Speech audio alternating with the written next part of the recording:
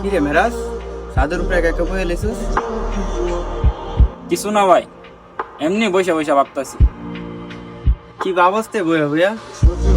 ভাবতাছি তো অনেক কিছু, তবে এই জিন্দিগি আর ভালো লাগে না। হঠাৎ এই কথা? কালকে তো তুই ঠিকঠাক ছিলি, আজকে আবার তোর কি হইলো?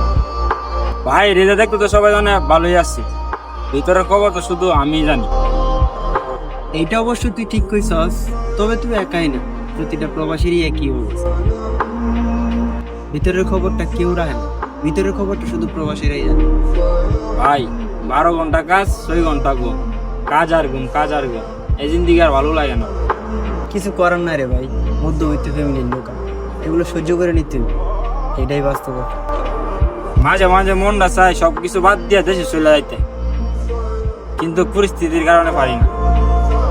মাঝে মাঝে আমারও এমনটা মনে চায়, কিন্তু পারি না। অনেক স্বপ্ন নিয়ে দেশ ছাড়ছে, স্বপ্নগুলো তো পূরণ করতে হবে। স্বপ্ন পূরণ করার মানুষটি তো ক্লান্ত হয়ে গেছে গা। স্বপ্ন কিভাবে পূরণ করি? আমরা ক্লান্ত হতে পারবো না, কিন্তু থামতে পারবো না। প্রতিনিয়ত আমাদেরকে লড়াই করে যেতে হবে। কেরে ভাই, কেমন কেরে? কারণ আমাদের পেছনের মানুষগুলাতে আমাদের উপরে ভরসা করে আছে, তাদের জন্য হইলে তো আমাদের লড়াই করতে হবে।